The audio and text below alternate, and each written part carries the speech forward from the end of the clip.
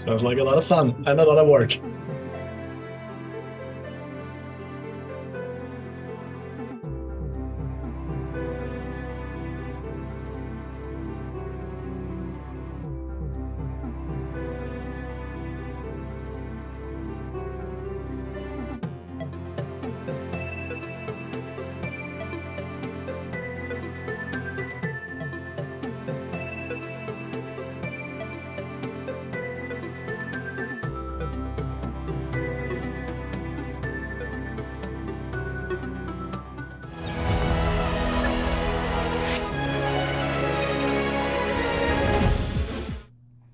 Welcome everybody to Video Game Music Alliance. As you can see, we're hanging out in Zoom right now. We have a bunch of our pro members inside Video Game Music Alliance hanging out with us today because today we're doing a Zelda Tears of the Kingdom listening party. It's going to be a ton of fun. So we're doing this on Zoom. We're doing this on YouTube Live. It's going to be a bunch of fun. And I want to try to keep this intro as short as possible because we have lots of amazing music to listen to today. In total, we have 7 composers who have contributed to this VGM challenge. And essentially what we've done is just kind of honor the release, to celebrate the release of one of our favorite video game series, The Legend of Zelda, brand new game coming out in, I guess, 2 weeks, a week and a half, somewhere around there. And so in honor of celebrating that, we're all super pumped to play it.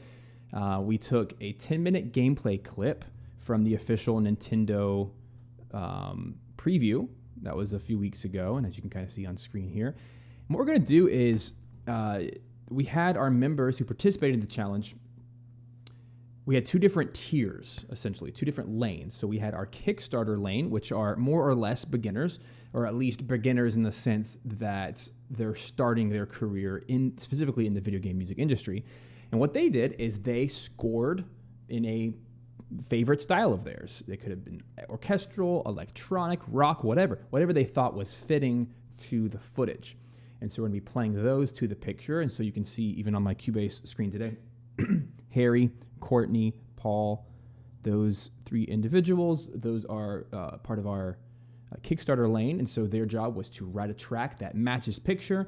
And so for them, our comments today are mostly going to be around composition and maybe production to try to really nail and maybe improve, if possible, some of these ideas to make sure that they work specifically for video games, and in this case, a Zelda clip. And then for our other folks, we have Adam, Adam, Ryan, Casey, and John Henry. These folks are inside the Launchpad lane, which essentially we gave them the same task of writing, doing a rescore to the game footage. But what we also did is we asked them to do it 2 times. And the second time, we wanted that second track to be a contrasting version. So if they chose orchestral in the first one, then the second one needs to be wildly different, maybe a solo instrument or a string quartet or a electronic, EDM, whatever. And what I have found in my career so far is whenever you're working with a game developer, one of the top things that you can do to help steer the conversation is to provide multiple iterations, multiple versions. And it's one of the quickest ways to nail that first track and to reduce revisions and to make sure that, when they're given options, they're a whole lot more likely to choose one and to move forward versus if you just give them one idea, it's kind of a yes or a no, and you're kind of left in the dark. So that's what I've learned, and so this is a fantastic process for anyone that is a little bit further in their career who's actually working with clients, starting to earn a living doing this. It's a great practice to get into. So I'm really excited to hear these multiple versions, multiple genres, and we want your feedback. So at the end of each of these playthroughs, while it is a listening party, we also want to have a discussion, first in the Zoom chat, and then, of course, anyone in the YouTube Live as well. If you guys have some thoughts, we'd love to hear it. So without further ado, let's jump in. We have lots of cool music to listen to today. So we're going to kick it off with Harry Johnston. His track, he didn't give it a creative track, so maybe we can poke him. Or maybe you guys can give some suggestions, some track titles. Because I do hope, by the way, I hope that you guys will use these tracks in some capacity beyond this today. Maybe for a video game music pack, which we talk so much about. Or add it to your demo reel, right? Let's reuse these. So you can't say Tears of the Kingdom rescore as your title. You got to come up with something. So let's help him out with that. But here we go. Let's listen to Harry Johnston. This is Tears of the Kingdom rescore. Let's enjoy it to some footage. And maybe today, since it's 10 minutes of a clip, we can kind of jump to different moments. Here we go.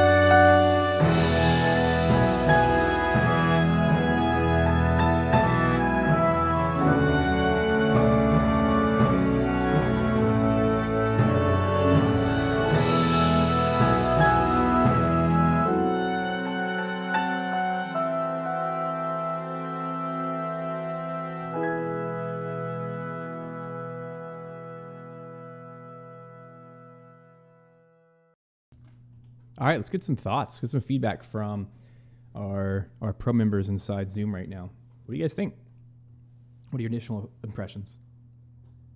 I'll jump in first. So I think the arrangement was really cool, and I really loved the melody that came in. I think about halfway through, that was kind of both piano and strings. I think my main piece of feedback is with the piano production. I think that the piano was a little bit bright throughout the entire track. It could also maybe use a little bit more reverb to set it in the space. I think that would have worked, especially with, sort of what Breath of the Wild and Tears of the Kingdom music is known for, just that whole very like ambience-driven exploration. Yeah, I think like throwing ROM on there would be great. So that was my main piece of feedback. Cool. Who else wants to share? I know some of you are working and tuning in from all over the world. Cool, chill atmosphere. I like how it like builds up, goes back down in intensity, builds back up, goes back down. So basically a bit of a storytelling right there, which I really like.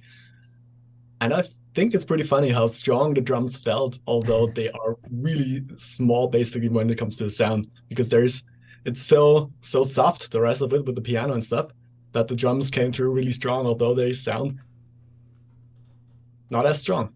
So I like it. Yeah. I know Casey's with us, but I think he's busy elsewhere. But hey, Casey is in our live chat, so maybe you can type there, whatever. Give some feedback. He says, sounds great. I love it. That's awesome. A couple of thoughts that I have.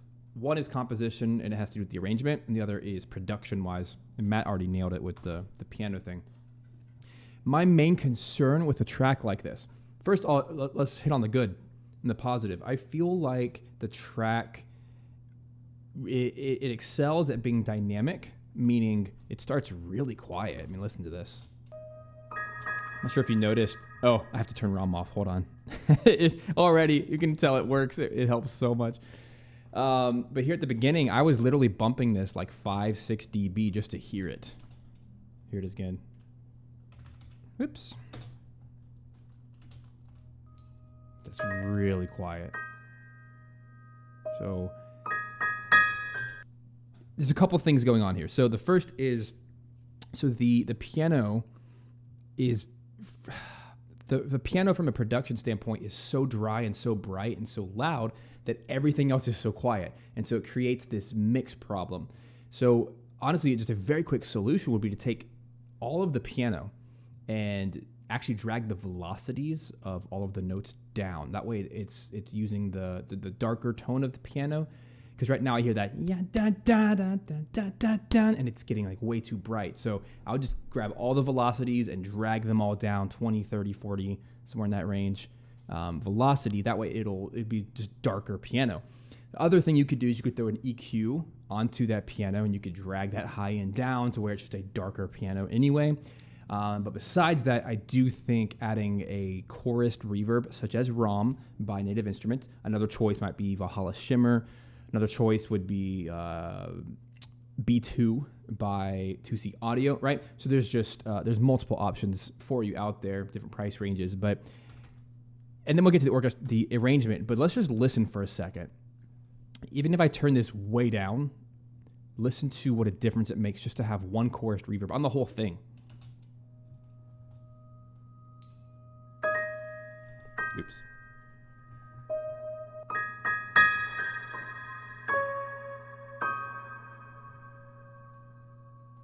It gives it space. And now it feels like Breath of the Wild. I think it helps tremendously.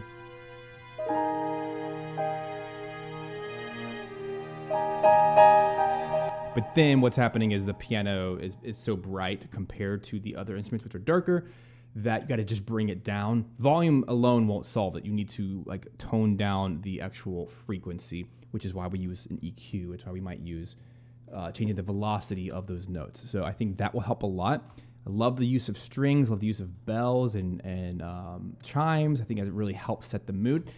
The only other, I don't want to call it an issue necessarily, but it has to do with the context of video game music. Video game music should really be one thing, meaning a piece of music should have one purpose. It should set the environment. And right now, I feel like as soon as it gets really big right here,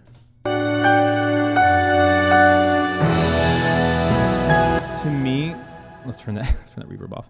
It now feels like a totally different track. And I get the intent. You're starting really small and you're getting really big. But to me, that much extremity of drama becomes too much for this type of track. If we're just trying to kind of walk, we're walking around an environment, enjoying exploration, I think everything up to this point was very appropriate, and I would just ask you to continue developing that style instead of getting really big. So I don't think there was any real need for a timpani here, this is the percussion that Paul was referring to.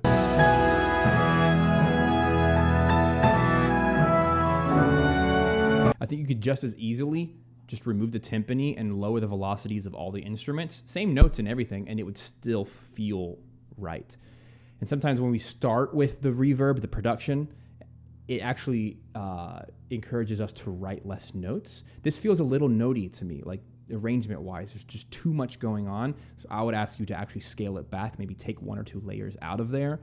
But all in all, it works as an orchestral piece of music, and it feels good. Just a few little nitpicks there, but well done, Harry. So let's give a little clap emojis in the live chat there for him. And hey, John Henry, welcome, dude. We pushed your track to the end, so no worries. Hopefully Thanks. you can hang out for that long. All right, let's jump to Adam Morton. Unfortunately, he's not able to be with us live today, but I still want to jump through his tracks. So he has two different tracks. The first one is called Adventure Begins. The second one is The Found City. So what I want to do is, just for the sake of, giving our eyes a break here, I'm going to try poking around different segments of the video just so we can look at different things. But I'll play the same clip for the same person. So the first track here is Adventure Begins, Adam Morton. Here we go.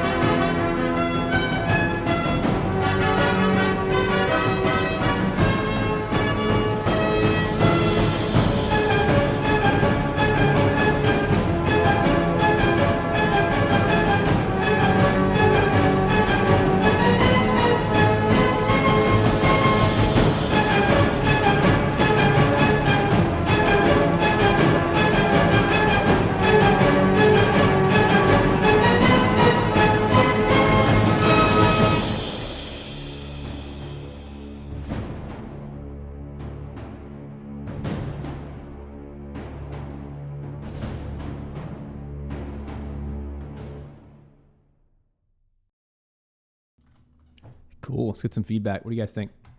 Adventure begins.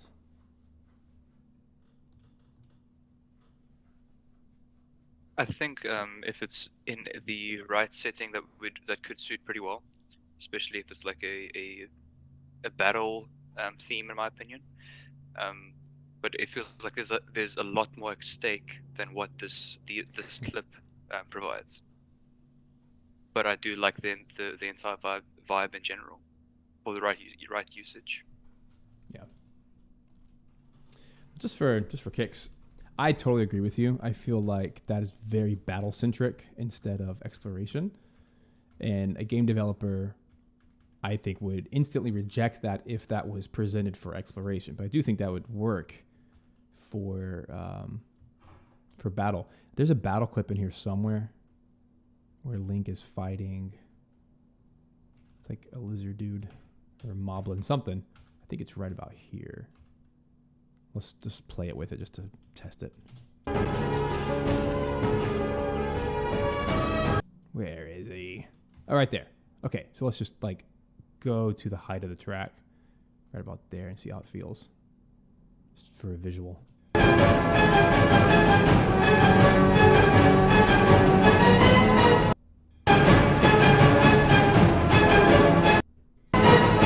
So hard to pinpoint. I want to find it. Oh, man. Yeah, there he is, right there. Okay, it's like a...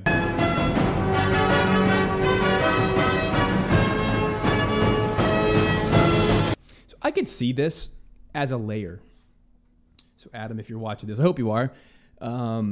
I would encourage you to create, like we did in our last challenge, create this as a layer.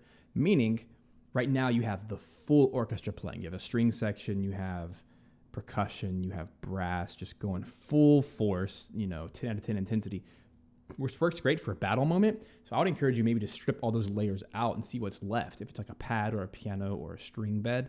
And then all of a sudden when the battle comes in, and it's over, kind of goes back. That could be cool. I think that would work in this style, especially as an action RPG where it's like you're constantly entering battles, leaving battles.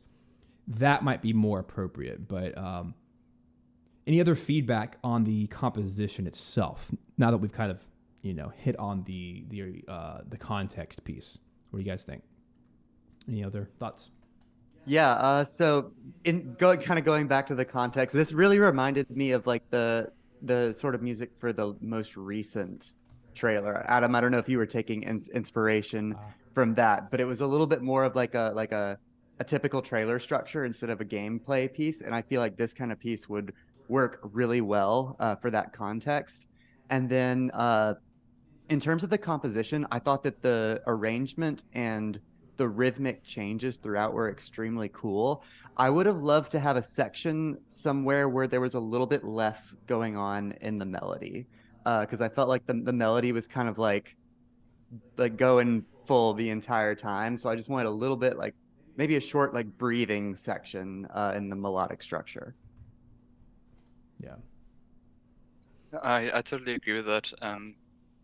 I thought that the thematic idea was presented well.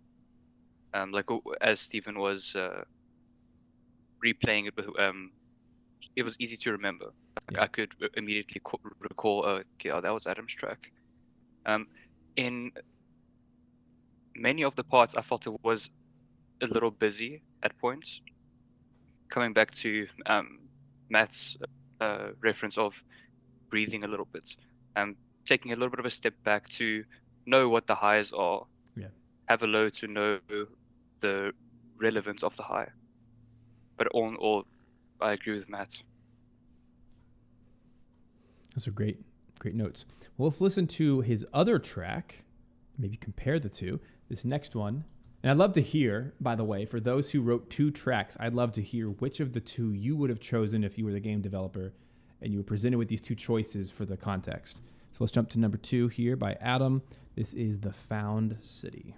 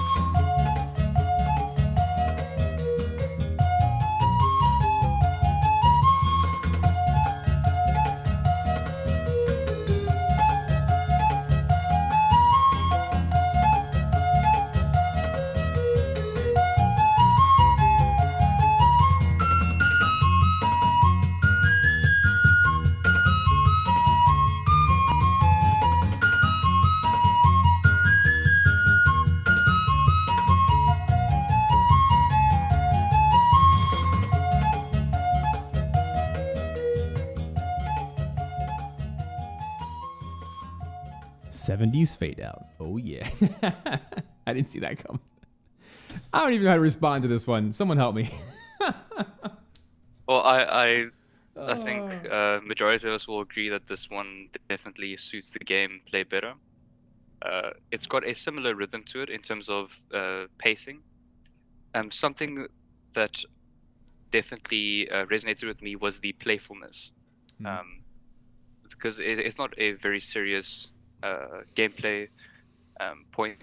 And something that I was anticipating and was expecting is the B section to be a different kind of, I guess you can say, tempo and approach. Yeah. Where it's like the melody, the thematic material is there. It's potent, and when the B section comes in, it's kind of trying to combat the thematic material that's already there, rather than having some contrast with Matt's reference of breathing a little bit. So I was kind of anticipating a breathing moment in the B section where there may be a variation of the melody that's presented first, maybe a slowish, luscious string section, or maybe even just a pad or something along those lines, just to have a little bit of contrast in the track. Yeah, I think it's fantastic feedback. I want to try something real quick, and I want to hear more feedback for sure. As you were mentioning that, I was reading some comments. Let me read a couple comments from some of the pro members. Andrew says that melody, so this like recorder melody, is really cool. It just needs some breaks and maybe a section with no flute. Also flute player breath air, really cool vibe. And then Casey said, I love the track. I feel like it could have come straight out of Ocarina of Time. My only thing would maybe maybe a tad fast in tempo for the area, but great job. So I want to just experiment for a second. First of all, I said in the comments that it sounds like a Yoshi track, like a Yoshi's wool or yarn or whatever those games are. It sounds very, very kid-friendly, like family-friendly kind of vibes, like classic Nintendo vibes, because it's focusing on a recorder and it's using a lot of marimba, a lot of like upbeat, happy kind of stuff, which could work, by the way. I think it actually matches the playful nature of when he's using all these tools to move and basically build stuff. He's like building a boat and whatever. So I think that has a place. And this actually felt more like a mini game track to me, or like a Korok village, or like we're clearly we're not home. We're not in a safe place, nor is it a threatening environment either. So you could kind of take it different directions. But to my ears, the recorder, after like 2 repetitions, was like, oh my gosh, stop. It's so annoying. It's just one of those instruments, like a bagpipe, that like, okay, we're good. You know, we got a couple bars of it. We're good. So I just want to experiment how it would feel. And by the way, the use of the guitar, it does sound like Ocarina of Time, because it sounds like Gerudo Valley.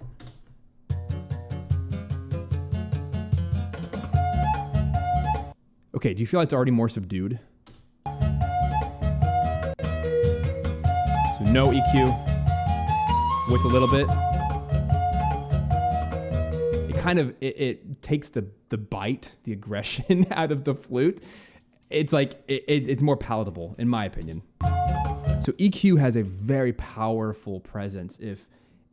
Just something to consider whenever you're producing your tracks. Once it's all done, maybe pick, if one of the instruments is like really, really aggressive, maybe just tame it down a little bit.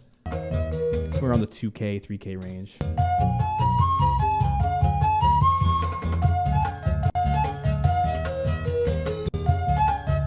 Just a thought. Not a huge thought, but the other idea is, let's experiment just for a moment. What would this sound like? Let's use my time stretch tool. Let's see how successful this is going to be. Actually, there's a different tool I can use. In Cubase, it's a little different from something like Pro Tools, but you can take your audio tracks, and this one is called the Found City. You can turn it into musical mode by clicking this little box. And then what that does is when I change the tempo, which, yeah, you can see my screen down here. You can see how it just starts to move. You can actually make tracks longer. But notice this one does not change. That actually kind of works.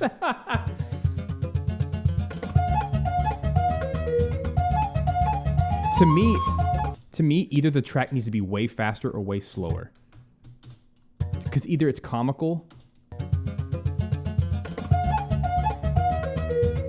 which by the way, that kind of sounds like a shamisen, like a Japanese instrument and style. So let's try something way slower, which might have the opposite effect, maybe give it more gravity.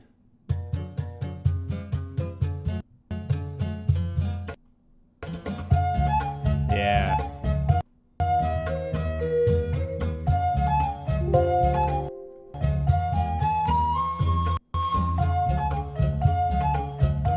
That kind of works better to me.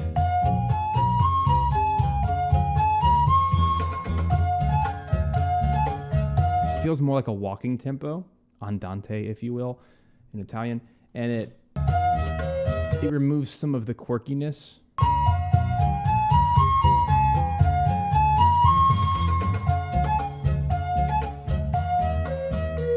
So compare that to the original here without the EQ.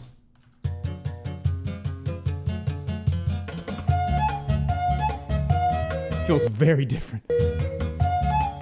Like I feel kind of like panicky, like I'm having a panic attack or something, just because the nature of the tempo. Tempo is everything in video games, by the way. And I've had so many tracks rejected, by the way, based on tempo alone. So I've actually gone out of my way sometimes. If I sense that maybe this is a little too out of comfort zone, I'll give multiple mixes, and I'll give one that's like 130, one that's 100 BPM, one that's 80 BPM, just to let the developers choose. Because sometimes I've actually had tracks rejected until I changed the tempo, then they liked it again. Because it's such a turnoff when it doesn't fit the context. And right now, our character Link, he's literally just chilling. Like he's just walking around building stuff. It's so calm. So to have this, very antsy, in your face kind of track, it kind of is, it's quite jarring. And I want to experiment just for another, since we have the time, I'll do the same thing if you guys are interested.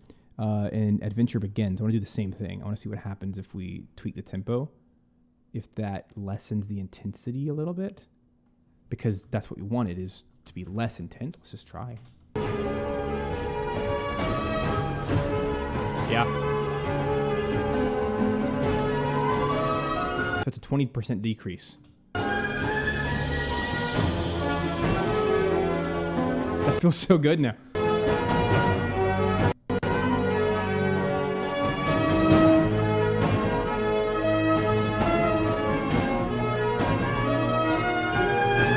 I would still do the whole layer thing by removing some of the intensity. Like, I don't think it needs timpani, but not to harp on that point. But again, here's back to 120.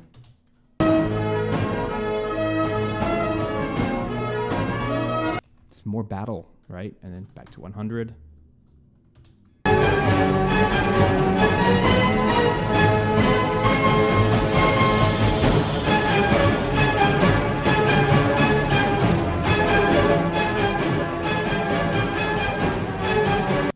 I think it's a great track. And here's my point, and we'll move on. The point is, sometimes tempo alone makes or breaks your track. That's just how it goes. So experiment. Once you've written your track and you're like, don't be so married to your decisions. Be willing to experiment a little bit.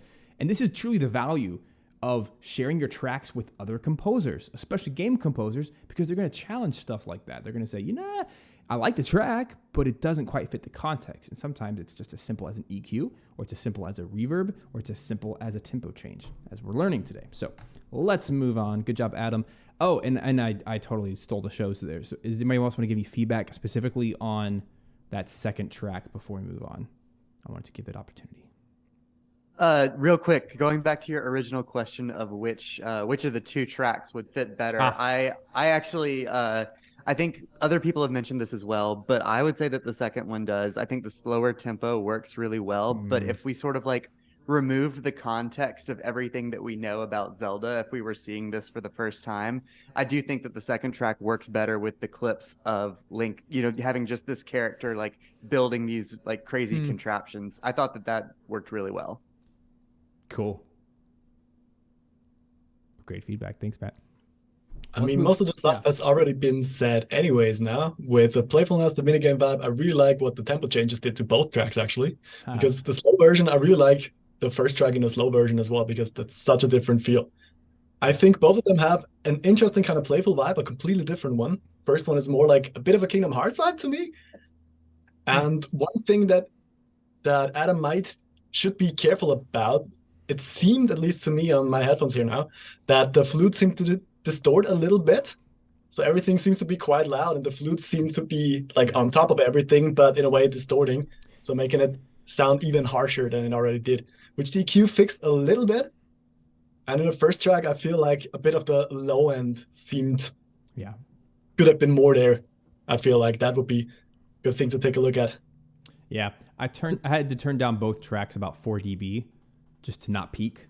So Adam, I'm not sure if that's a mastering thing on your end, but just watch out for that. Don't crank your levels too high. I learned a trick, honestly, about a year ago. I wish I had learned it way sooner. But whenever I'm finished with my music, I just do a global command. So you can't really see it on my screen, but there's a command called Q-Link inside. Actually, I can show you like this. If I drag my mixer window over, you can see it. 1 second. I just lost all my screens. Thank you. I have like 7 windows open. Sorry, guys. Over here in Cubase, there's this button called Q-Link. I don't know. I think in Pro Tools, it's the All button inside the mixing, the list of tracks, the track list. But anyway, Q-Link allows you to select. It basically means whatever you do to one track, it'll do it to all of them. So you can go through here and you can select, 4 tracks, and now they're all going to move at the same time, right? So what I do is I select all of my non-aux channels, not my master channel, but all the instruments, and I drag them all down 6 dB. That usually solves it for me. And what that does is it allows me to now have a healthy room for mastering, which is essentially the process of loudening the track, but also compressing it and stuff. So essentially what you're doing is you're bringing you're increasing the headroom, as you might call it, just to allow all those dynamic ranges to exist without all the peaking and limiting and all that junk that we typically deal with as we're writing music, right? And it's like we keep adding things, but the ceiling keeps rising. So it's just kind of a mixing hack for you guys. I was going to say one more thing. Can I just jump in quicks? Say again? Can I just jump in quicks on yeah. Paul's points in terms of the flute distorting? I think that could be part of an arrangement issue with the glockenspiel, and I think it's a xylophone that's roughly in the same pitch resonating with the flute at the same time, because they're playing the same melody, they're playing the same time. So if you master that higher, everything else is going to come up with it, so the resonance is going to be a lot higher too. Yeah, that's another great point. Well, I'll move on to our next track. This is by Courtney Myers, and Courtney's with us. Maybe. I can't really tell. Yeah, I think Courtney's still with us. Yeah, cool. So Courtney, if you want to jump on. Sorry, No worries. Yeah. My internet's being weird, but I think we're good. No problem. Will you explain your process for your track called Endless? Sure. So something I've been working on lately is trying to write music that isn't always melodic. Because that tends to be my default. So I thought, since Breath of the Wild and Tears of the Kingdom are so focused on exploring this world where there's just a lot of space, that I wanted to lean into that a little bit. So it does get melodic towards the middle because I couldn't help myself. But yeah, I'm cool. I'd be curious for some feedback if it works. Very cool. Well, we're excited to hear it. So let's jump in. So this is by Courtney Myers, and the track is called Endless. Let's do it.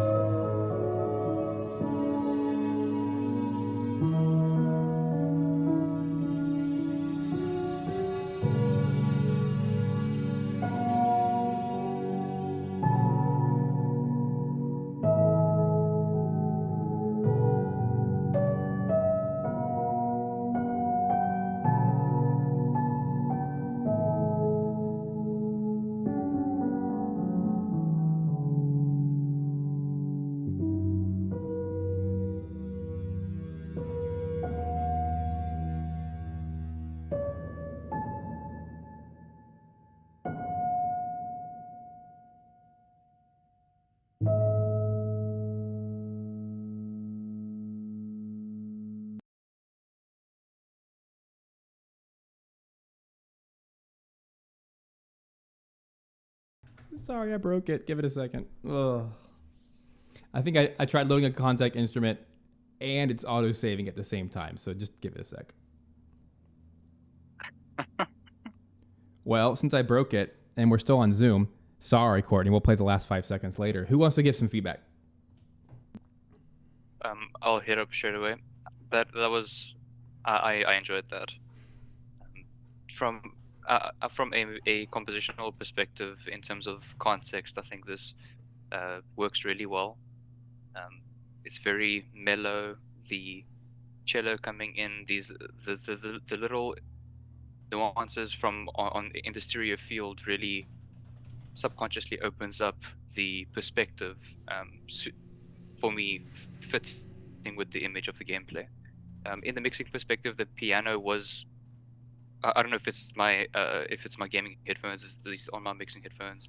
So I know they do resonate around 700 hertz in that area. So it might be that. But other than that, it was very mellow, and I did enjoy that, especially for the context of this gameplay. Well done. Yeah, who else wants to share? I thought it was fantastic. I'll go last because I tend to talk a lot most. Who else wants to share?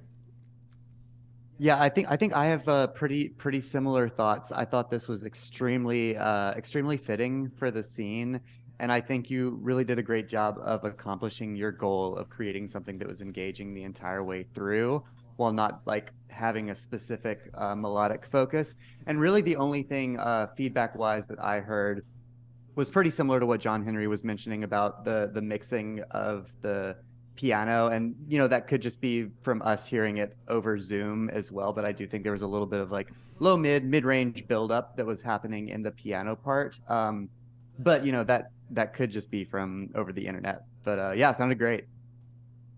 Yeah, Thanks. for what it's worth, the audio you should be hearing specifically on Zoom, not so much YouTube, because we all know YouTube compresses, but the audio you're hearing on Zoom should be like 1-to-1 flawless. I heard everything you just said too, so I want to put that out there. It should be as accurate as my DAW will play back, right?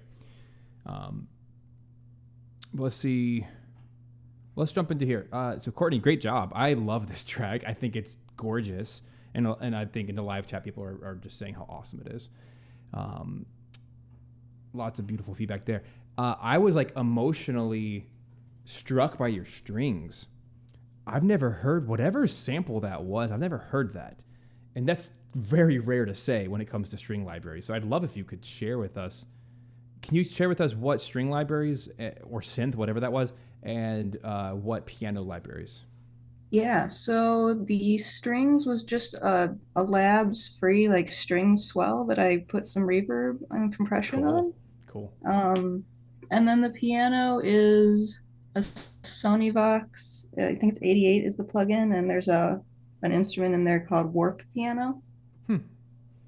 Well, they're both gorgeous, yeah. And they help to create that ambient mood. It sounded like a felt piano or something similar, where it's like all of the highs of the piano were rolled off, and it was very low indie. Andrew in the chat says, really great emotion in the track, should do the next Minecraft release. I agree with this. I think you would kill at Minecraft style music. So keep that in mind, maybe in your branding of like the types of music you want to write. I think you could really nail that. A couple of production things, because this is where my brain goes. I'm always trying to think of how could this track better fit modern production. Because here's the truth, guys, and this is tough love. You came to the right place. This is tough love. No one cares if you've been in the industry for 5 days or 20 years as far as the quality of your music. People expect it to be great, right? You are competing with people in the industry for 20 years. You just are. So we really need to always be pushing for that highest level we can. And so everything shared here today is with love. And hopefully it's constructive feedback. So a couple things I heard. The piano I really love. Let me just kind of get my ears back into this real quick, because I just pulled up a bunch of things. I'll try not to spend too much time on it, but let's just listen to the beginning again.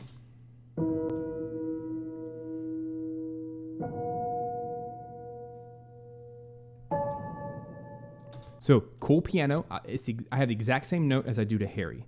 I think a touch of ROM or something similar, a chorused reverb would do wonders to this. Here it is with it.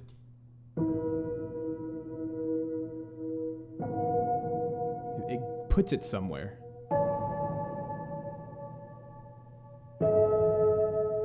I also feel like the piano itself is way too loud in the mix, so pull that sucker back, and it might also be an EQ issue.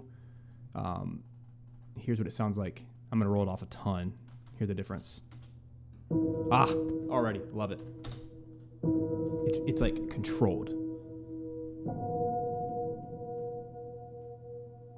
Do you hear a difference? I hope. Even that's too much. Like, it just needs to live in that one lane, especially with all the big, like the cool bright strings coming. It's just kind of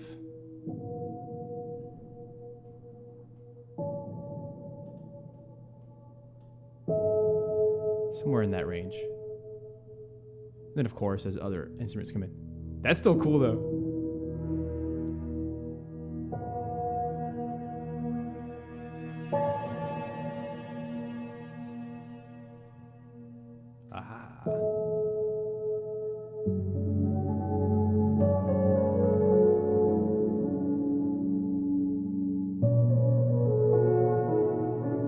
You can just play with that.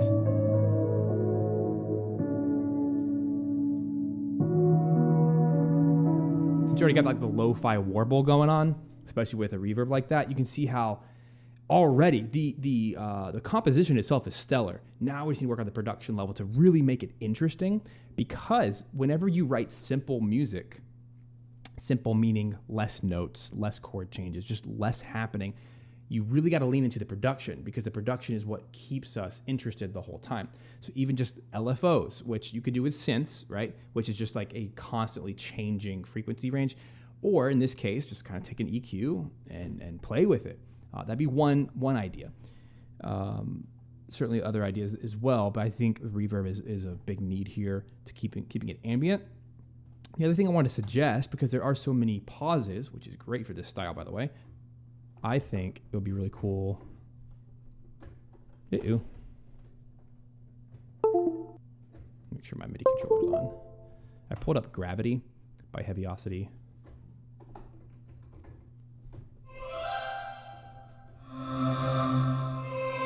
You can literally use any pad in the universe for this.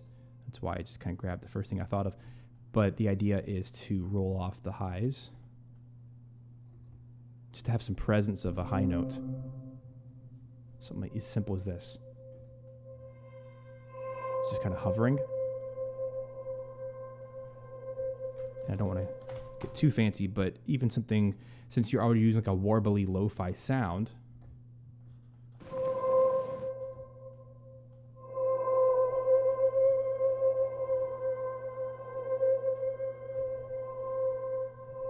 not much, but something as simple as that.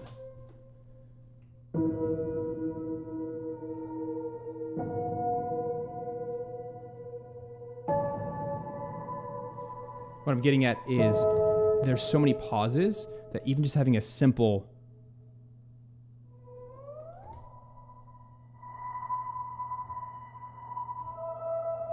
some kind of like really condensed synth line.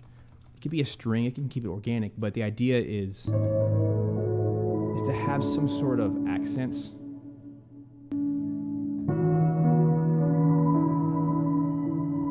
Something to help even get us even closer into the ambience of the track. So lots of ideas to play around with there, but the main idea is if you're going to go this ambient, lo-fi, chill route, awesome. I think you could take it one step further.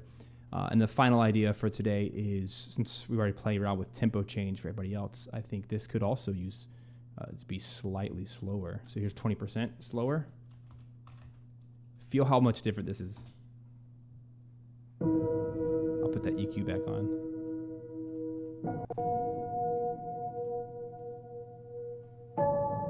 Let's go to like the motion stuff.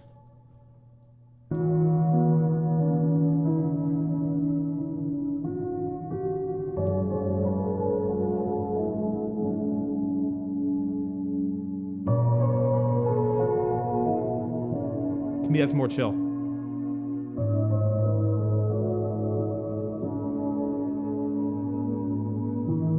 You could even really go extreme. Do about 40%. It's almost half as slow. I think I can handle it.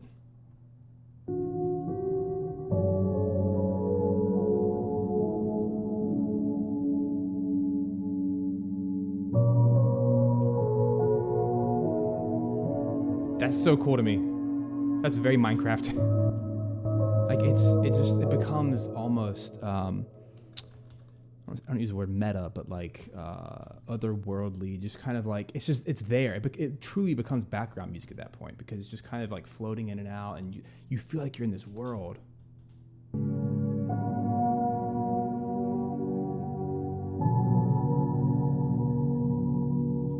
So there's some thoughts for you. I think any of those could help with the production. So awesome work, Courtney. Let's give some clap emojis there as well. Let's jump over to Ryan. Ryan Treblecock has 2 tracks as well. One called Hero's Purpose, the other one Rediscover. I don't think Ryan's hanging out with us today, so we'll just kind of give some global feedback here. Let's try it out.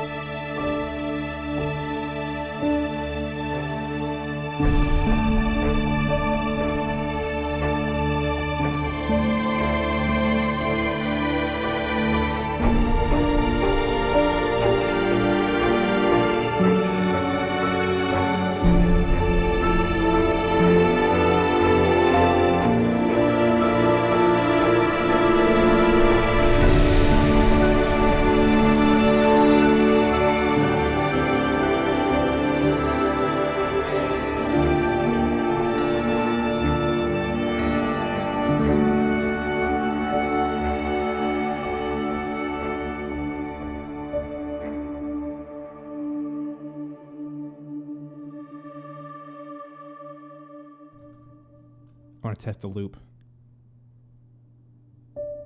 It works.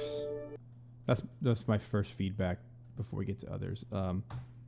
Ryan, if you're watching this, I would not have this tail. And if you want the tail, just try to find a way to like loop this back in, because it's a video game loop, right?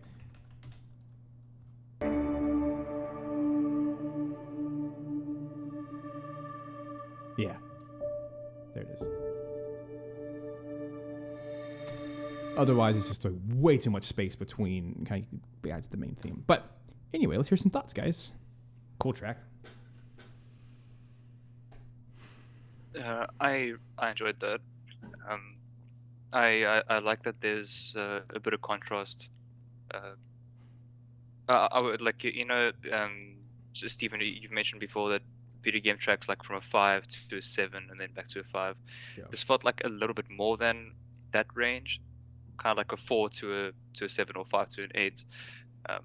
However, I did enjoy this. It was something that I didn't really expect. It felt very much kind of like a film score kind of vibe, which I enjoyed. I enjoyed that. So overall, I think it was a good job. I think that's a good note. Feels like a film score. Yeah. I also really enjoyed that one. The atmosphere is really cool. the beginning two piano notes that felt like an invite into the world to me, like basically like somebody saying hello to the whole world. I really enjoyed that one.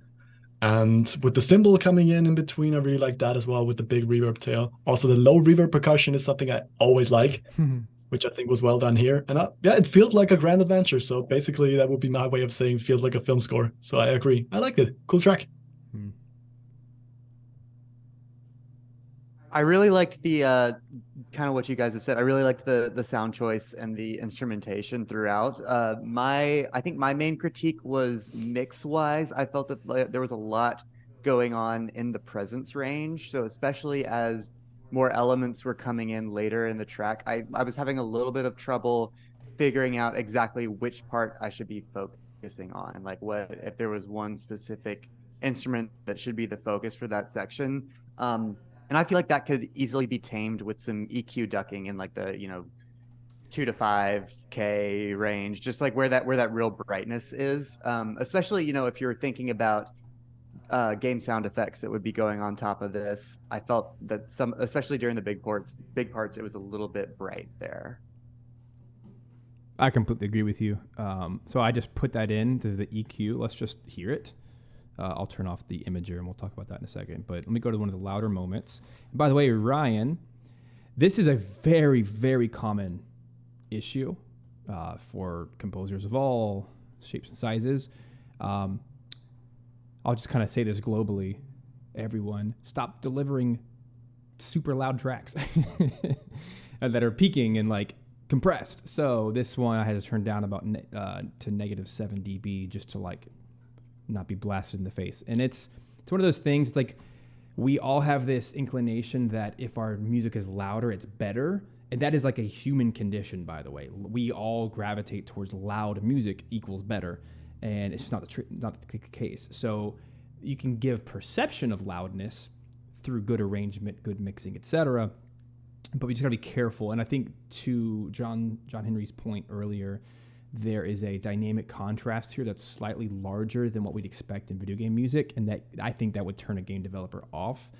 And it's a simple change. I think you might want to consider removing a layer or two from the fullest full section, or bring the beginning up to not be so low. But either way, there's a disparity between those two sections that I think would not. It stinks because otherwise it's a really great piece of music and it would be turned down for those reasons. So it's just one of those things you want to consider. But let me go to this louder. Calm down, Cubase. Calm down. Go to this louder section and just listen to the difference. So here is without any EQ. Not bad, but now let's turn the EQ on. Just tame down.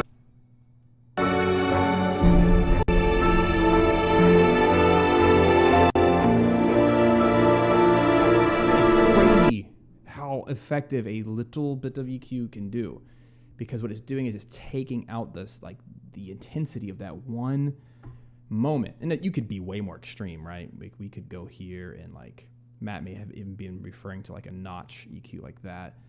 You could do that too, but in general, start with like a bell curve, and then if you need to go more extreme, you can. But with that, I wanted to propose, maybe experiment for just a second with an imager. This is a more advanced item, and it's good to experiment with. I think everyone should try playing with imagers. And imaging is it's basically like panning, but to the whole track, the whole ensemble. So typically I would use this on like a choir or a brass ensemble, a string ensemble, like one dedicated instrument, so that it can have more fullness left to right wise, right?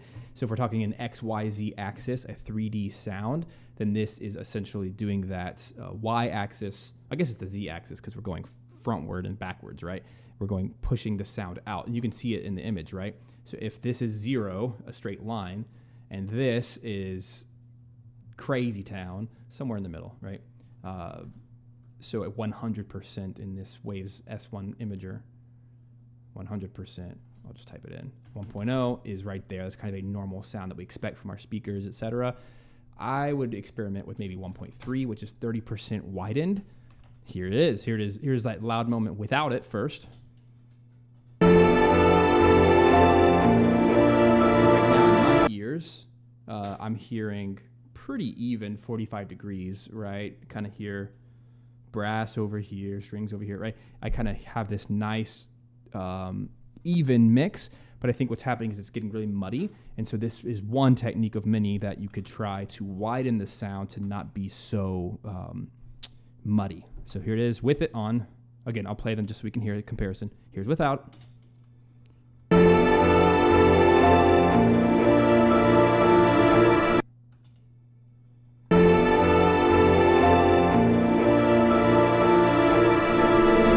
Pull it back, actually.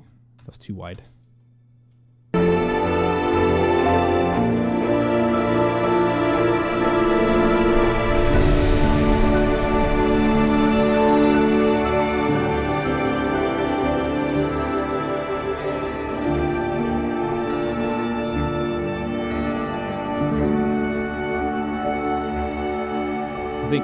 I close my eyes so I wouldn't be tricked by the number. Somewhere maybe like 20% is helpful. So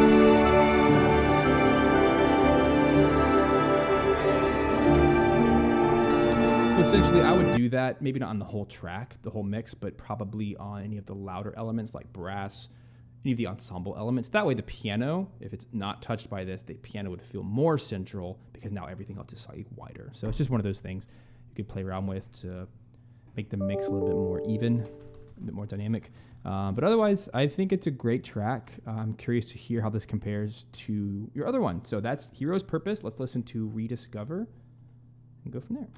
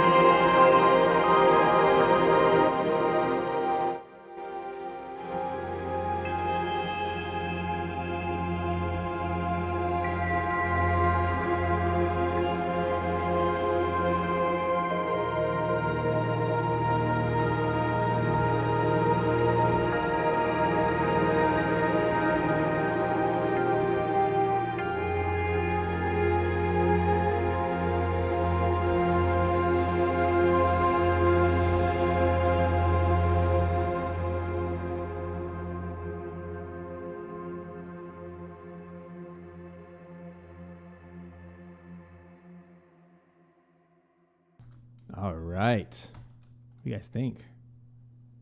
More fitting, less fitting? I feel that this might be a little controversial. I feel that the size and the busyness of it, or lack of, suits it very well. The dynamic range is a lot more suitable than the previous track. Even in the waveform, you can already see the dynamic range is like half, even more, or even less. The ethereal side of it I really enjoyed, with the organic elements that were introduced, especially the voice, because it was providing a sense of space, but then kind of when the voice came in, it grounded me immediately. It was something that was completely relatable, and I feel like that was a fantastic touch on this. So that was a very good job, in my opinion. Anybody else in our Zoom room? I mean, not too much to add. I really agree with John. I really like how like watery and bloopy the whole thing sounded with the atmosphere. It reminded me a little bit of like I think Donkey Kong Country it was with this big atmosphere stuff. But yeah, and I feel like I do like this one a little bit more because with all the watery sounds and like the atmosphere around it, which could work with the mountains kind of around there with like the reverby atmosphere of it. I think that could work really well. Yeah, can I go add ahead. on with Sure. Paul there? I completely agree with like the watery side of things, and to what Stephen mentioned in one of the previous tracks with the when it's simple, you kind of need in your production make it a bit more interesting. Yeah. And I saw Stephen, I don't know if that's what you were reacting as when there was a little bit of a modulation in the pad, that provided a bit more interest in the track. Yeah. And I think it was a really, really good job. Ironically, I do feel that I find the previous track musically more interesting. But as Stephen pointed out with the tempo pulls me towards the second track for this gameplay. Solely the tempo. Great points. And I think you could argue that both of these could fit in the right context. Tempo plays such a role. The production plays such a role. Personally, I prefer the second one over the first one for the same reasons. For the tempo, for the simplicity of not being too melodic, but also creating enough interest with all the warbles and everything that kind of creates, it kind of sucks you into the world and makes you want to explore. I still feel like it gets too big. And as you can see from the waveform, right about the 2/3 point, it starts to just stay loud, to the point where this one I had to drag down -9 dB, just to kind of stay at that unity level.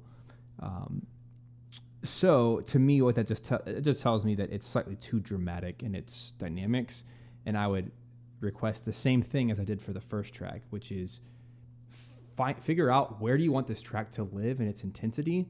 Is it going to be the louder moment? Is it going to be the softer moment? And kind of stay there. You can go a little bit more intense, a little bit less intense as the track progresses, but in general, it will always sound more like a film score or a trailer if it's wildly dynamic, and therefore it's not as usable in a game context. I will applaud, though, that both of these tracks loop extremely well because you have tails at the beginning and the end. So just like the first track, I could take this, plop it right there, and just do a nice fade, and we can test it real quick, and it should work perfectly.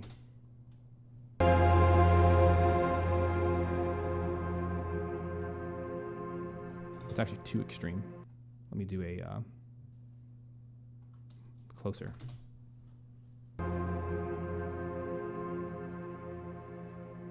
It's great.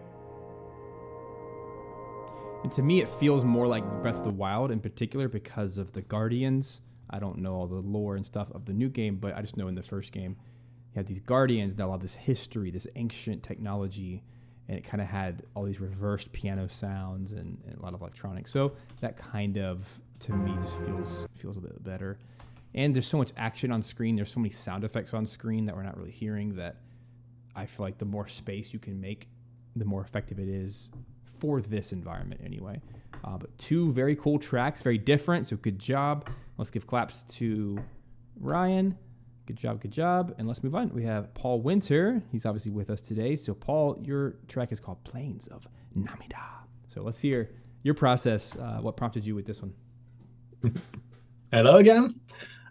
Well, my approach was, because I like it a lot, to do it in like a dynamic music style. So I might have missed a little bit of the memo, but to me, I wanted to do like different layers of the whole thing, which I tried to incorporate by basically fading in and out of different layers.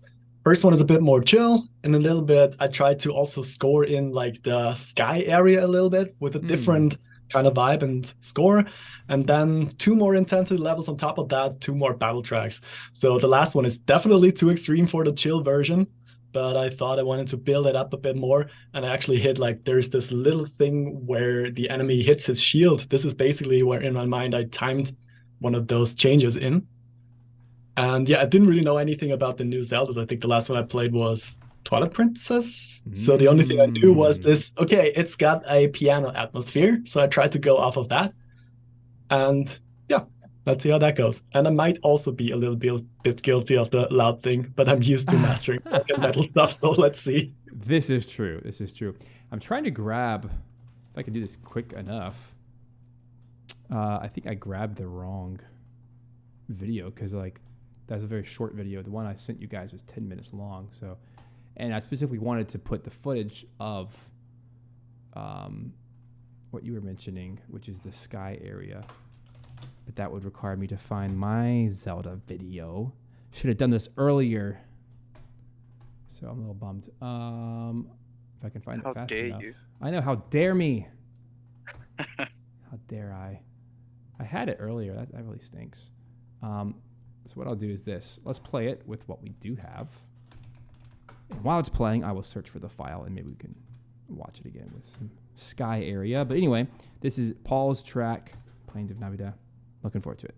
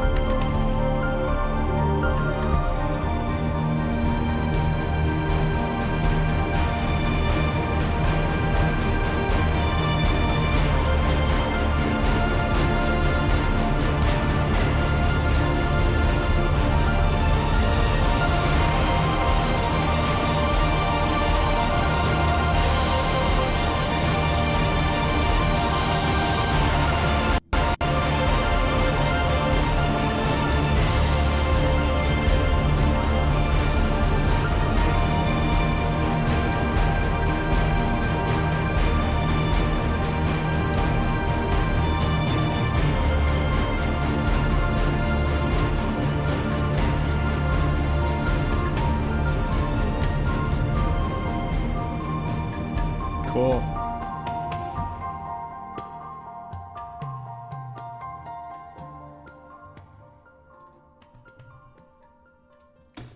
Wow. Okay. I know I was screwing around with the video, but man, Paul, good job. Wow. That is such a cool track. And I love how you introduce different environments in a sense. My one piece of feedback for this one, and I do want others to share for sure. I feel like you might want to take, obviously, like you ended with the fade out, for example, right? Obviously, let's make this thing loop, but it feels like you're changing environments, like they're layer based, because all of a sudden, like the low end disappears and then it comes back in, which makes for a really cool, interesting track, and it almost feels like a trailer track in that way. So I would love to hear maybe a dedicated environment by environment. If you're going to use this for a game music pack or for a developer, then they would want those different assets. So like an example. Super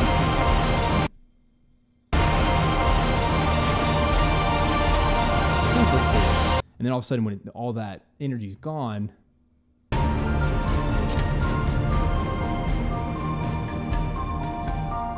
I would have loved to hear,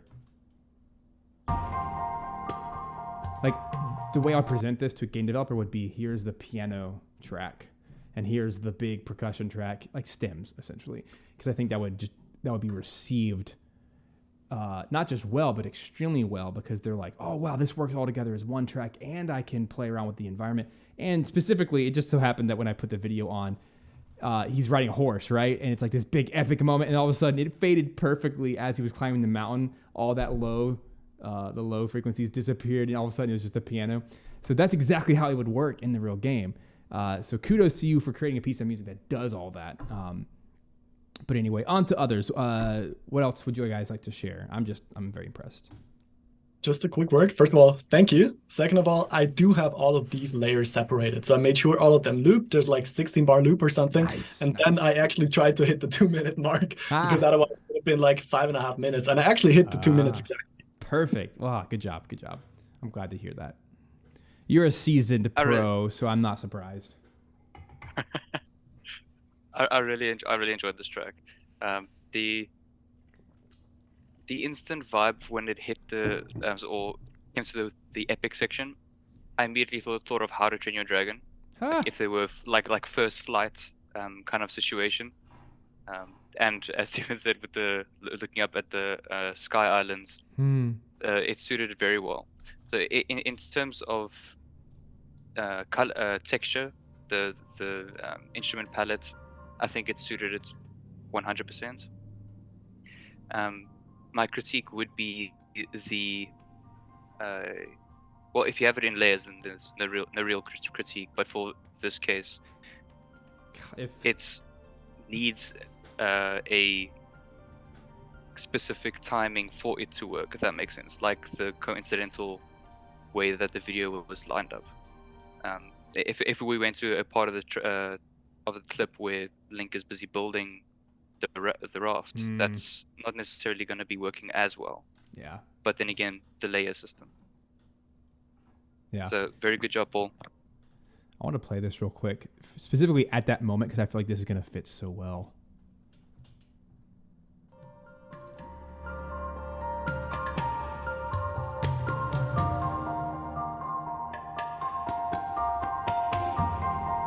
That's perfect.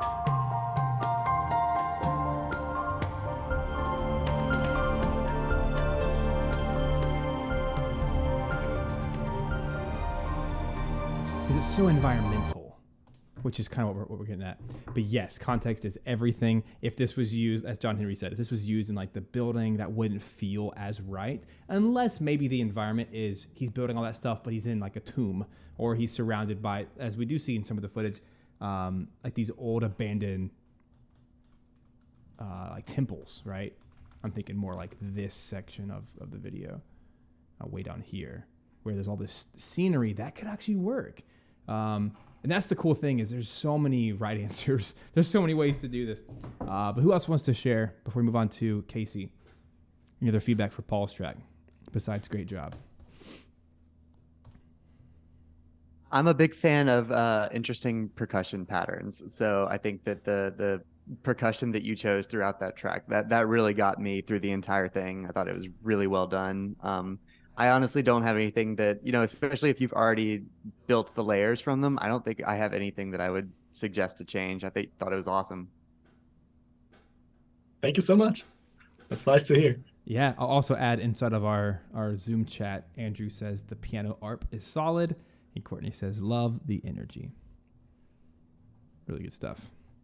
One thing I would be interested to know, since you went to the Sky section right there. Funnily enough, I tried to score the Sky section a bit with the electronic part, which is a different thing that you actually imagined there. I'd be interested to see how you guys think that feels, the more electronic part feels with the Sky area. We can try. Okay. A bit before that, it's like the one bump in the waveform in the beginning. So this. So like the beginning. A bit more to the right, bit more. After this layer where it goes down again. Yep. The synth. Okay, got it. The synth one, yeah. Should be that one. Either this or a bit before that. Yeah. That's cool.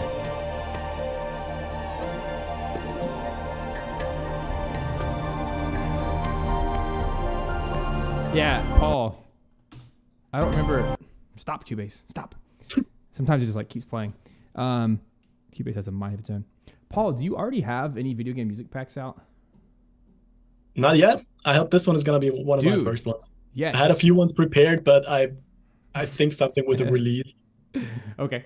I would highly, highly encourage you to make this track one of the first ones and provide all the layers.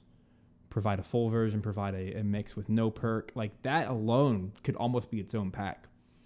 Especially if you're saying it is like 5 minutes long or whatever. Or maybe expand it to be, because sometimes not that this is a business chat today, but just an idea for you. So often we think, oh, we have to come up with 12 unique tracks or 500 unique tracks. That's not true. Just make something that's really useful. And this one track is super cool and super usable in modern gaming. And especially if you were to create a bunch of different combos, a bunch of different stems, and really good cut points, 30-second versions, 15-second versions, whatever. It could be used in so many contexts and just be marketed as its own one product. That could work really well. Like, charge $10 and just that one piece of music is now its own pack. Does that make sense? Just an idea, because this really left an impact on me, and I think everyone else here really likes it too. So just trying to push you in the right direction there. Something to try. So, anywho, something to consider. Let's move on to Casey. Casey is listening in with us today. Casey, I don't know. Do me a favor, Casey, since you can't jump on camera or mic, why don't you just type in the Zoom chat some of your thoughts? I'll go ahead and start listening to it. But maybe what inspired you to write the first track, Ginkgo, and the second one, Searching for Mushrooms, and why you chose these two very different styles. I haven't heard them yet, but I'm very excited. And I'm going to pick on Casey. Trim your tracks. I have to listen to it to know. Boom, there we go. Oh, Casey is available on the mic. Go for it, Casey. We want to hear you. All right. Can you hear me? Yeah. Okay, yeah. Sorry it's on my phone, but all right. So the inspiration was for Ginkgo, the first one. The inspiration was the ginkgo trees, the whole area, along with that one I was trying to do more Breath of the Wild piano inspired.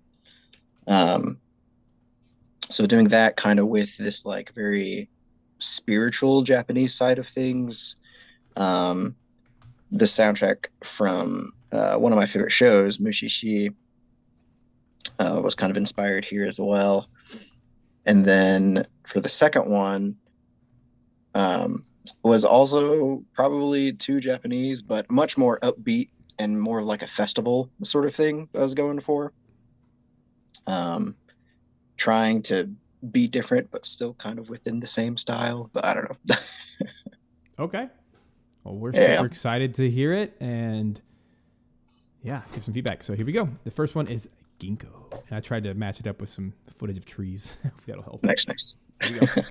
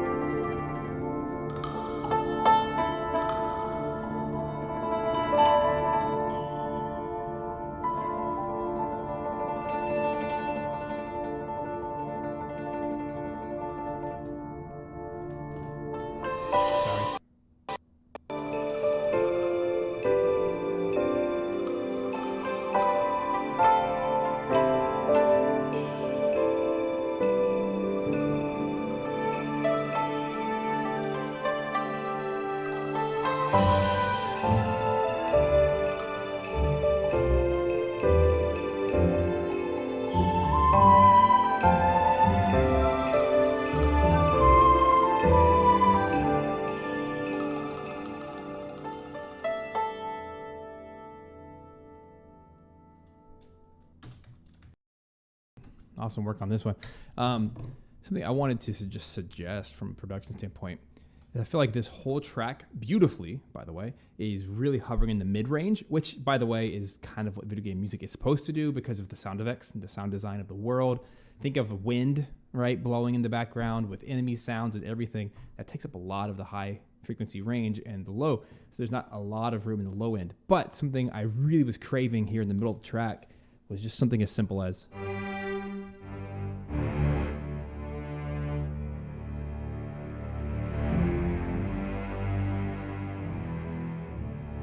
something that like matched the intervals of what you're doing.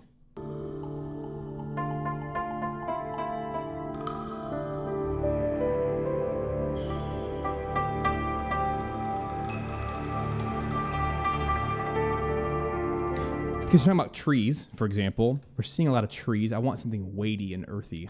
Just an idea. And I heard later in the track you did some pizzicato low strings. Great. Fantastic. I just feel like somewhere in the middle, there's an opportunity to do something.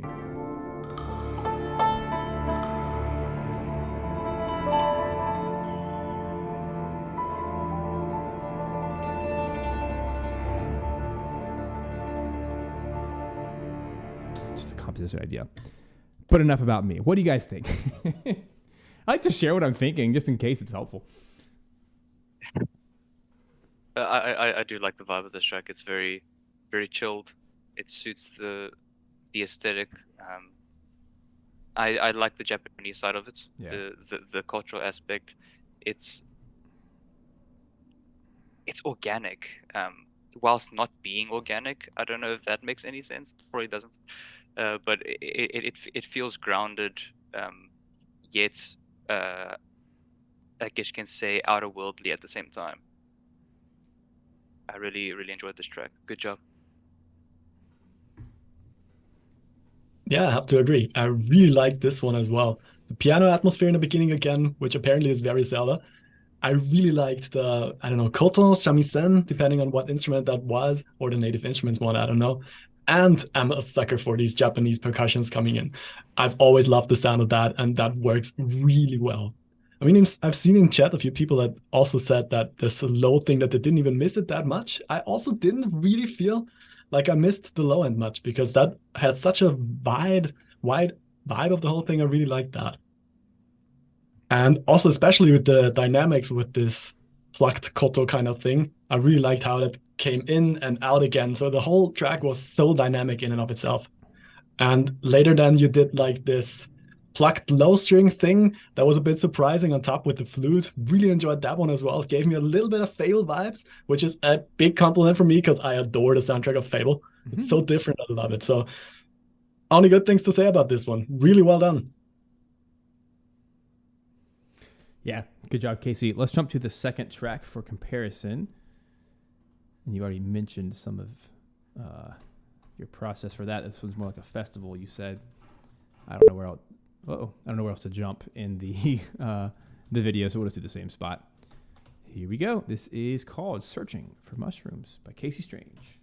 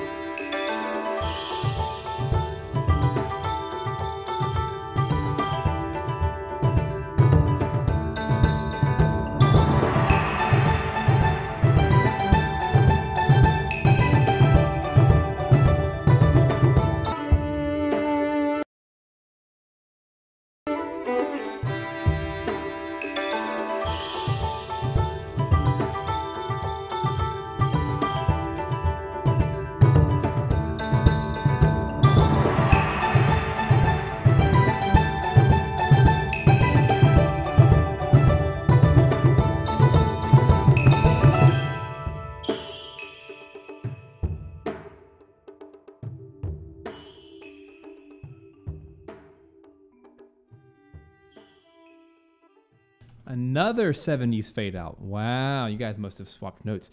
All right, let's compare. What do you guys think, especially in comparison to the other one? What would you say as a game developer? They're both so good. Like I really enjoy both. The second one is like Casey intended, is a lot more festival vibes. but it doesn't feel out of place. The only critique that I would argue does feel a little bit out of place is that little bit of a intensity jump in the waveform at the end.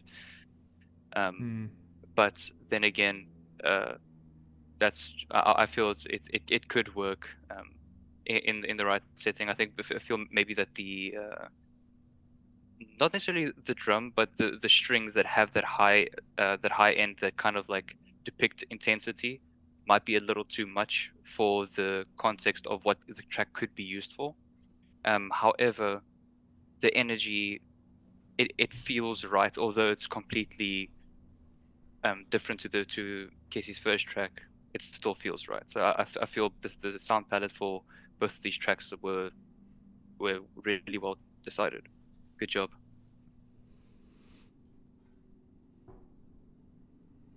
Yeah, same here. Again, I only agree with you, John, apparently. I really, again, this Japanese sound, it just gets me all the time.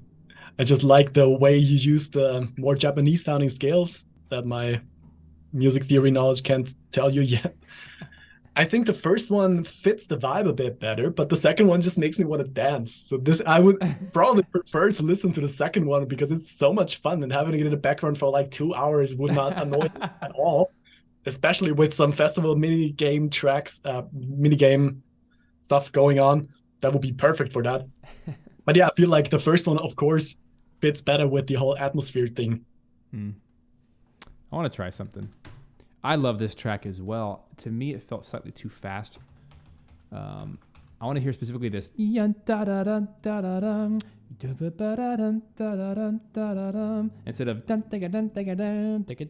to me, that like it's the same effect as we were talking about earlier. It gets a little too frantic, but in the right context, any of this could work, right? But I'm thinking more as a atmospheric exploration track. I think we could do it. Even just slightly. I'm gonna try like 108, which is like a 10% decrease. Yeah, too not enough. I wanna get this. Now, granted, I do think this would work better as a village track than an outdoor exploration track, but still, I think a slight tempo decrease could do you well.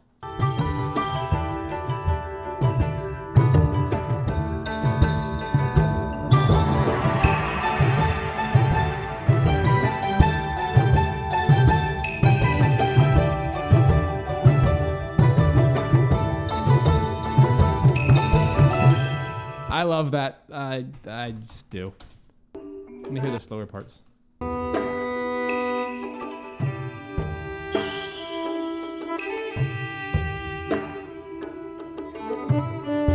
I might even push it slower. Call me crazy, but the thing is, you're using Casey. One of your sensibilities that I love about you, and I've had the pleasure of working with Casey in private coaching context for quite some time now. I love his music because it is this beautiful blend. It's Eastern music through a Western lens. It's very video gamey, but it's also strangely authentic as well. It's like he really cares about playing these scales accurately, but it's always through a Western context. You can't help it, but you can tell he listens to a lot of anime and these types of soundtracks, Japanese soundtracks. So it comes through. And I say that as a positive thing, that it's super melodic, but also very controlled and rhythmic. So I do think in this context, slightly slower would do you well.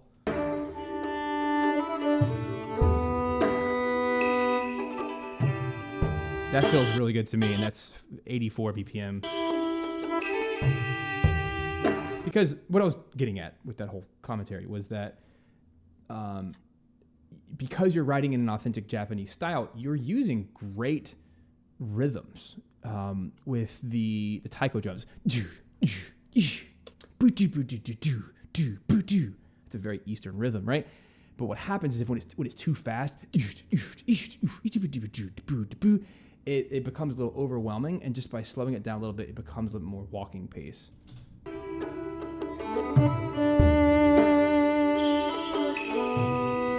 I love the choice of the violin as a solo line. The kodo, I think it is, with all like the harp-like textures. Really cool stuff, man. You should be very proud of these. And I hope that you'll find a way to integrate these into a game pack as well. I know we've been working together on that for a while. So super cool stuff. I'm excited. Let's jump into our final true tracks. These are by John Henry, the myth, the legend. And today, there's 2 tracks. The first one is Ethereal Winds. The next is Springfields. John Henry, what's going on with this little intro here? Can you clean that up? All right, man. Tell us about these tracks. Well, both of these I would argue are sketches. It was my first time creating music in Cubase. It was very exciting. Was exploring a lot of Cubase during the time. Very cool. That's not an easy feat. Woo. Cubase is a mess, but it's so much fun once you learn it. Yeah, it's so different. Yeah, definitely. Like, I really, it's got that in between of complexity and versatility between Logic and Pro Tools. It hits right in the middle. So far I've enjoyed it a lot, but I spent most of my time exploring Cubase rather than composing. So these are definitely along the lines of sketches. So the first track was kind of a less organic approach, but still having a bit of that grounded aspect that a lot of the other tracks nailed. And then the second one is a little bit it's kind of like splitting the spectrum. So you have ethereal and grounded. First track is a little bit more ethereal. Second track swings the other way. Cool. Well, I look forward to hearing it. Let's jump into the first one, Ethereal Winds by John Henry. Here we go. They both might be playing sometime. You have them both soloed. Ah, no wonder. I was like, what's going on? Thank you. Well, it didn't help that I didn't have my audio muted either. So here we go. One more try. Ethereal Winds, John Henry.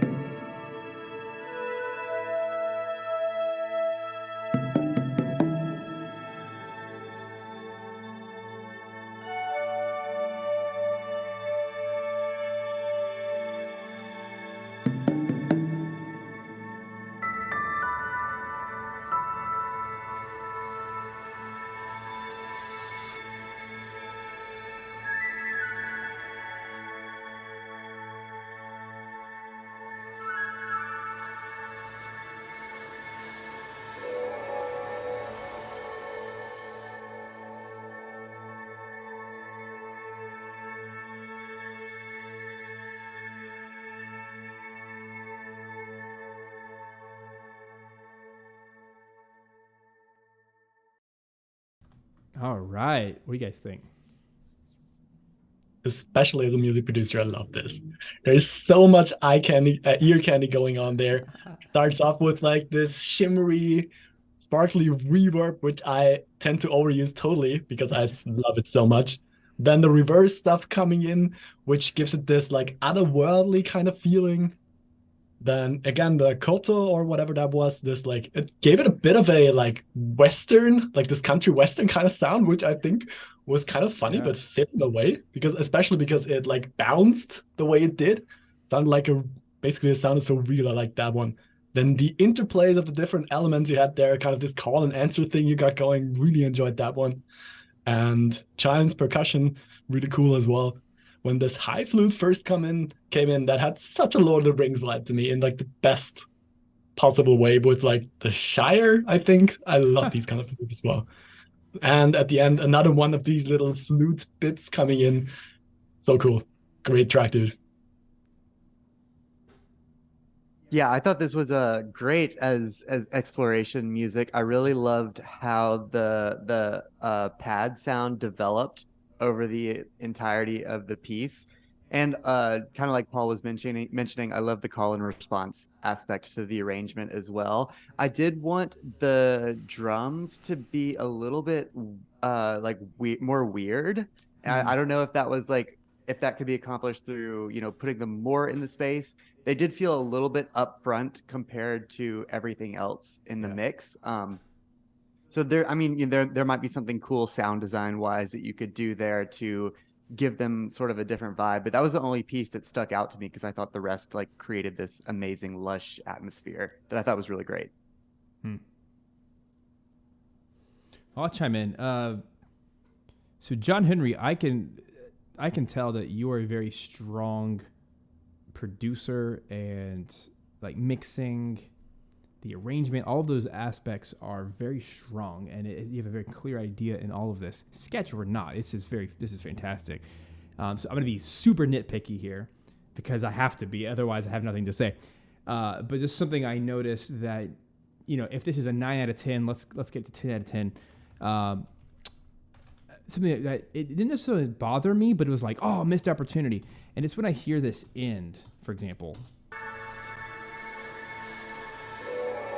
right about here.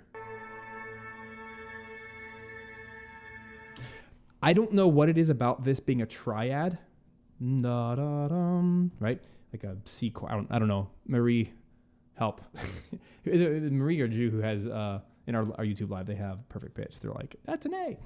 Actually, I could probably find out really quick. I really want to. It is an A. Go figure. It's an A chord. And with that, I feel like being a triad feels very final. It feels very end of music versus a loop, or versus like this is the middle of our adventure, right? There's no conclusion needed. So I feel like anytime, particularly in video game music, loops, I don't like when people usually end on a one chord, because what that means is we're trying to say that it is final, that the adventure's done. Kind of gives this sense of completion when we haven't completed, and it doesn't lend itself well to the loop. So just a small, tiny thing is, what if you considered in your pad, which it already has some cool, like shimmery, sparkly effects on top of it, but instead of a 1-3-5 triad, which is A, C sharp, E, what if you did an A, D, E, which is a suspended 4, or doing an A, B, E, which is an A2 chord, or just an open fifth, A, E, A, or add a 7th in there, add a 9th in there, something that gives it a slightly more character, that especially if you're going to have this thing just kind of hanging out throughout a large portion of this track, even if I back up just a tiny bit. There it is again. It has a very like cathedral or pipe organ kind of feel.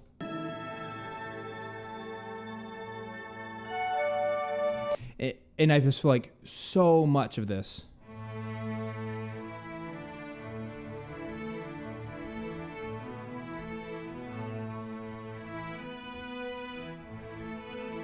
even an A2, an A9 would make this whole thing deeper and richer, or even just leaving out some notes. So it's nitpicky, but because that pad is a drone throughout the entire thing, which helps a lot, I do think that would help. So, any final thoughts before we move on to Springfield? Anybody? I actually have a. So in terms of the composition side, the first sketch/iteration was a lot more mysterious and wasn't so, I guess you can say, comfortable. It felt like not sinister, but leaning more towards that side. What's your opinion on it shifting towards that side rather than it being as where it is at? I think being weird makes you stand out more. Being unique makes you stand out more as a track. I don't think there should be anything necessarily comfortable about exploration music. I think mysterious suspense always works better than being too comfortable. Comfortable should be reserved for moments where your character feels safe, which is like a town or a save point or a menu or those types of environments. I think is where you'd lean more into that.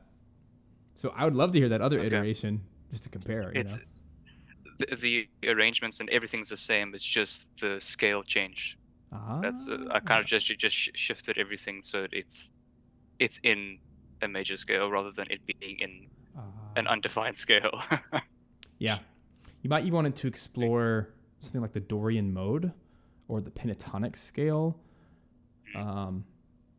Anything that would stretch the harmony slightly more than a triad. Does that make sense?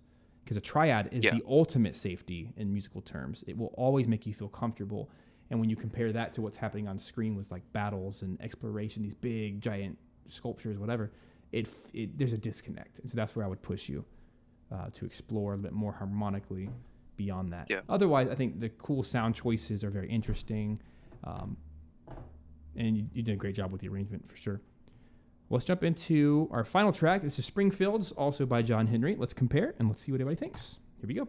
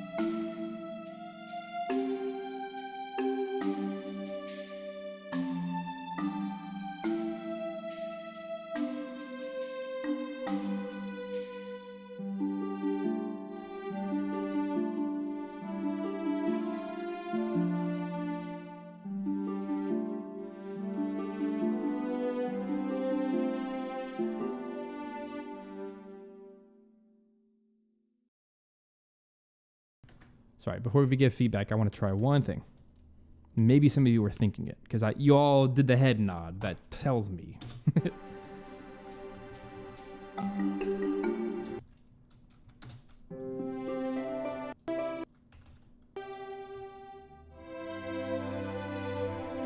Here's my thought, and I absolutely want to hear you guys. I feel like the track is so cool. Structurally, we have a slight issue in this feeling like two very different pieces of music. And I think it's just that intro phrase doesn't feel like the rest of the track. And everyone, even in the live chat, they're like, whoa! Like, they really liked this part. Like, this just needs to be the start of the track. And you could take this last chunk, kind of graft it together here.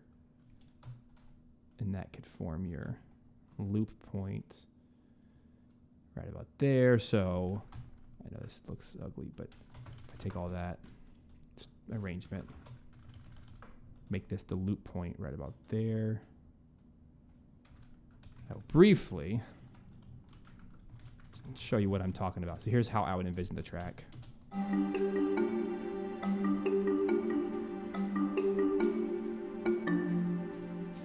then it plays through everything we heard.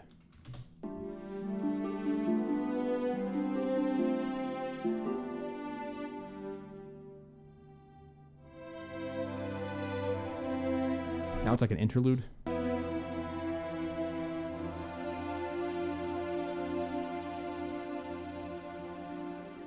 I screwed up my... You guys know what I'm doing, right?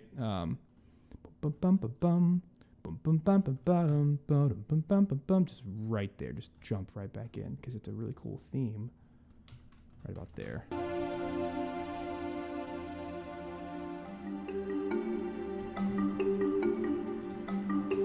So anyway, that's my thought as far as arrangement. Really cool track. I'll shut up now. What do you guys think? So first of all, you really have like this playful melody kind of thing down. I really love that. I can learn so much from that because that's one of the parts that I'm definitely lacking. This is so cool. I like the harp in the beginning, then how the dramatic chord change then comes in, and then we have this kind of long-ish break with the percussion coming in just slightly, which was so much longer than I expected, which is great because this was such an anticipation of what's gonna come next. It was like, it's gonna come now? No. Now? No. Where is it? What's happening next? So I really wanted to know how the track moved on. Then the marimba together with the strings on top and doubled up with the flutes really gave me cool Zelda vibes. So to me, this really fit, although I don't know the new Zeldas as much. It had a cool old school vibe that fit totally to me. Now I'm kind of missing the shimmer reverb that you had all over the place. But nah, I'm just kidding. It wouldn't really fit that track anyways. But I just kind of expected it in the beginning now. And I'd be interested how the loop turns out to be now that you change it a little bit, Steven, because that would be one of the little things that I thought could have been a bit better in this track because it felt like it kind of started over. It works. It's not like that it's bad. I feel like you with your skills could do a lot better with the loop, making it smoother, and because it feels a little bit cut off now to me. And another little thing was in the beginning, these strings felt a little bit like fake-ish to me. So if you just have a little bit of these attack automation thing that I'm missing the name of right now, if you got that down a little bit, just a little bit of these kind of vibes that would make the intro like so much more floaty in a way. But yeah, I really dig this track too. Great work, dude. And hey, since John Henry's, I'll continue in 1 second, Matt. Since John Henry's power might die in the next 2 seconds, I want to just let you hear this. Just an idea.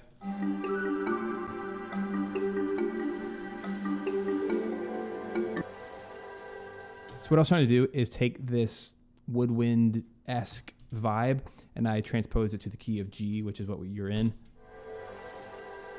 which is the shimmer effect that Paul was talking about. How cool would it be to have something like that, little hints of it?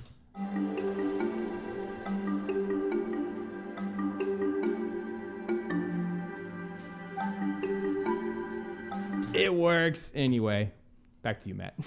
And back to you for weather, Matt. Yeah, I mentioned this in the YouTube live chat, but this track gave me some real Wind Waker vibes, which I thought fit really well with the visuals of what we have from this gameplay clip. And Jordan also mentioned in the live chat that the entire track felt like it took you on a journey, which I think is something else you did really well with the arrangement and the development of the track. So yeah, great job.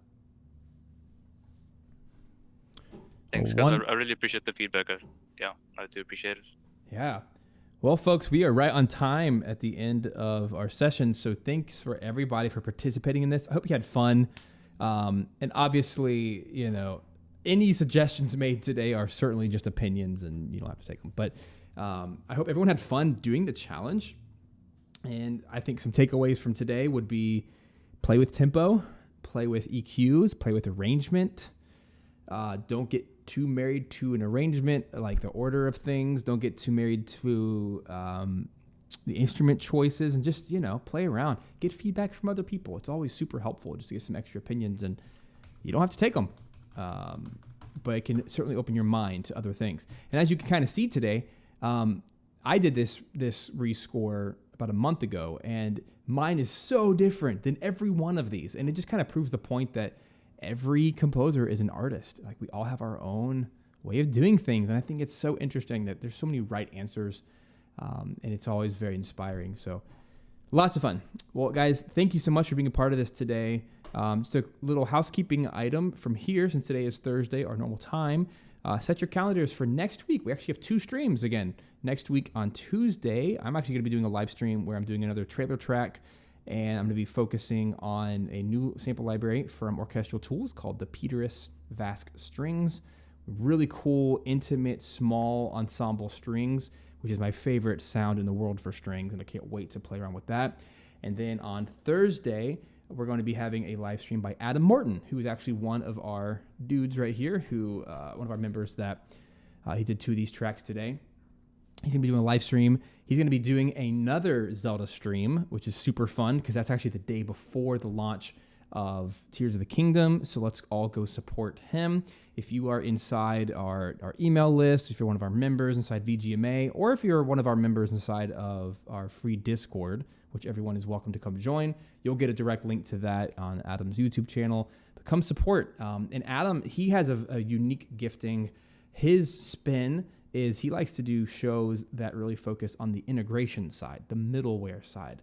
So he likes to use things like Fmod and Wise and actually directly take layers vertically, right? Which is what we've done so much here on the show. And he likes to like play around with the actual engines of like video game coding and programming, which it's like way above my level of understanding, but I still think it's super cool. That's the kind of stuff that I like to have other people on the team do, but I love what he does with that. So we could all learn a ton. So come support him. As you know, our VGMA family will go support him for that stream, and we'll shoot you the time and links and everything as we get closer to that time. But yeah, Tuesday, I'll see you here again on YouTube. It'll be at the normal time of 12 p.m. Eastern time, and it's going to be tons of fun. So thanks for everybody participating in this challenge.